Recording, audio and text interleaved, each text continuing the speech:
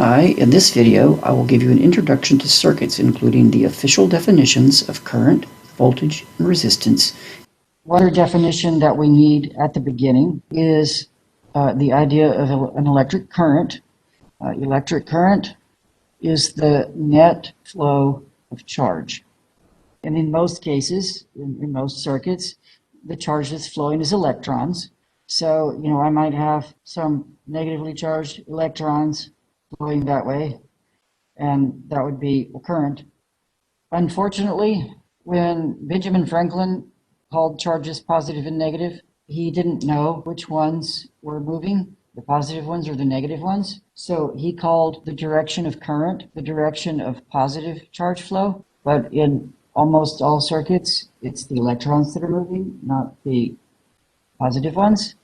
So if the electrons are going to the right, then the current is going to the left. I mean, it was a couple hundred years after Franklin named them that he figured out which ones it was that were moving, and by then we had 200 years of habit of calling it the other way. So he guessed wrong, oh well.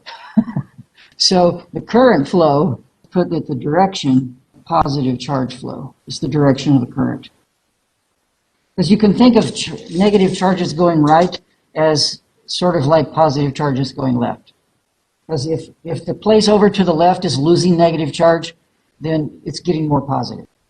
Also, that word net flow of charge, that's not going to come up really all that often, but just make sure you remember that it is net. I mean, because otherwise you could say, okay, well, I've got a bunch of neutral hydrogen atoms and they're flowing, and they've got positive and negative charge. So a bunch of hydrogen atoms flowing, neutral hydrogen atoms flowing, that's charge that's moving, it's flowing, that's a current.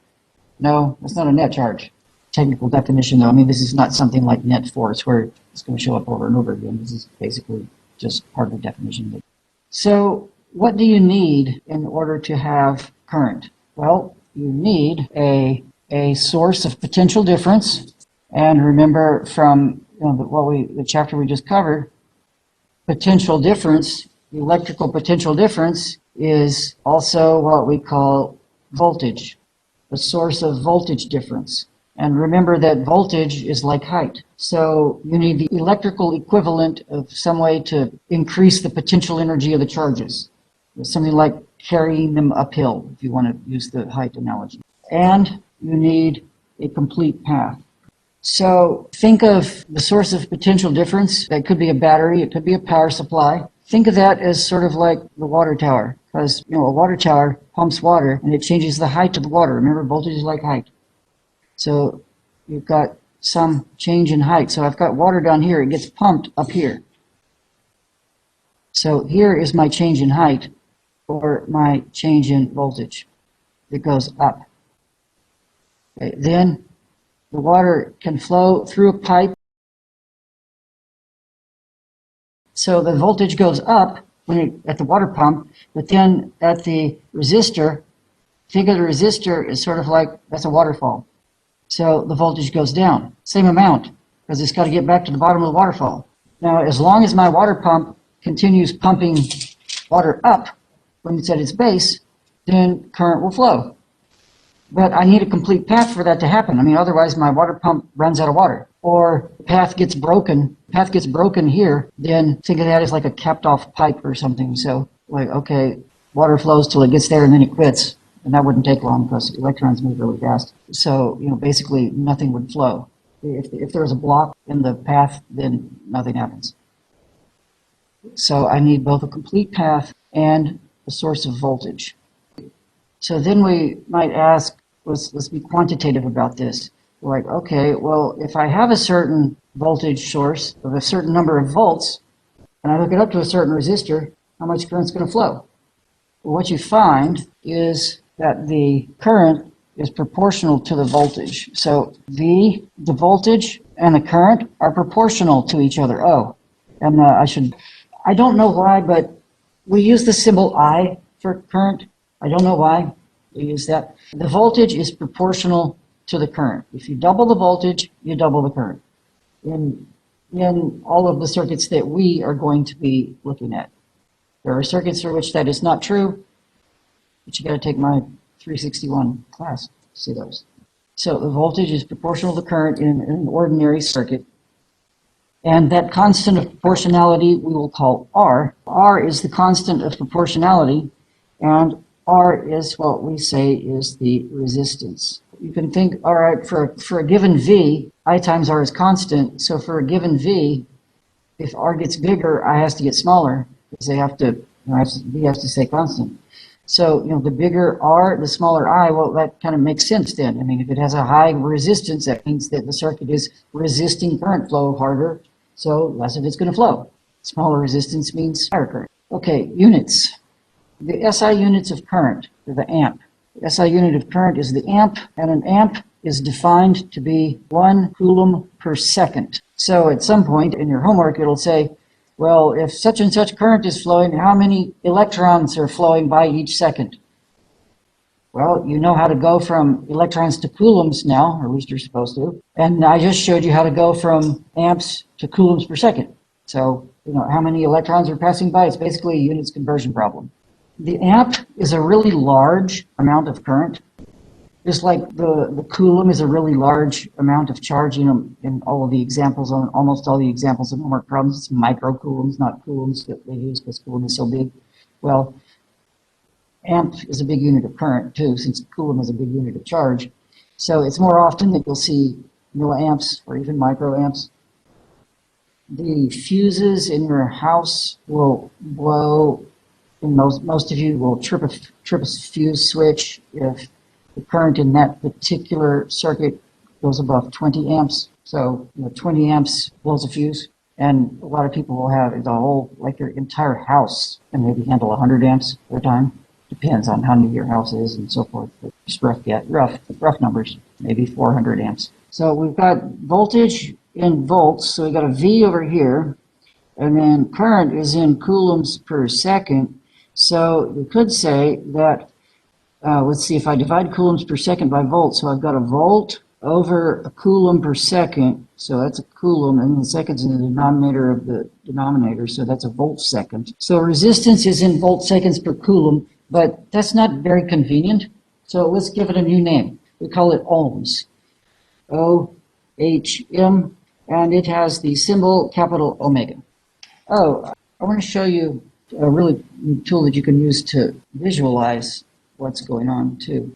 This is that PHET simulation site. I showed you something else on it. This is their circuit construction kit. And you can do stuff like, okay, well, let's get a battery. So here's a battery. And then I had a resistor, and you need to connect the positively to the power supply or battery to the resistor. And then I need to connect the other end of the resistor to the power supply. And let's give our power supply an on-off switch. So now when I turn on, and you see those little blue balls, those represent electrons. Okay, so then when I close the switch, they flow.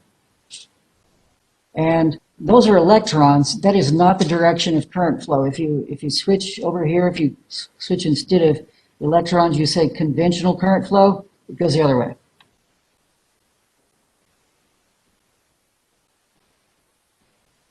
Now, this isn't using height, this doesn't use the height analogy that I use, but it still is a good way to picture what's going on, and you can even hook a voltmeter up to it if you wanted to see, okay. It's a 9-volt battery. Evidently, we've got 9 volts. And then, because over here, 9 volts. The water pump is the same height as the waterfall, which makes sense because the water ends up back at the bottom of the water pump, so they have to be the same height. So to recap the concepts, using the water analogy, the battery raises the energy of the electrons like a water pump would raise the energy of water, the potential energy of water. The voltage is the amount per charge that the battery raises the energy of the charge. Then the current is the number of electrons that are flowing through the circuit, sort of like the amount of water that's flowing through some pipes. A resistor, which can represent your device, uses the energy and lowers it back to its original location at the bottom of the hill, so to speak, or at the same voltage that it was before it went into the battery. So let's do a numerical example. A battery with 5 volts is connected to 100 ohm resistor. Find the current. Okay, well, this one's pretty easy. Battery of 5 volts is connected to 100 ohm resistor. What's the current? Well, V equals IR. So I is equal to V over R. We have I equals 5 volts divided by 100 ohms. 5 divided by 100, that's 0.05 amps or 50 milliamps. Before we go further, I should introduce the circuit symbols we use to make drawing them easier. We don't want to have to draw a picture of our battery and the device we are powering with it every time. A battery is represented by alternating long and short parallel lines. The side that ends long is positive, and the side that ends short is negative. A resistor is represented by a series of peaks and valleys like shown in the middle picture. I think it kind of looks like Charlie Brown's shirt. And a wire is just represented by a line connecting 2 or more circuit elements. The length or shape of the wire doesn't mean anything. So that picture that I just drew is the same as this picture. So when you're trying to, when you're answering conceptual questions or you're trying to understand conceptually what's going on, think of this picture.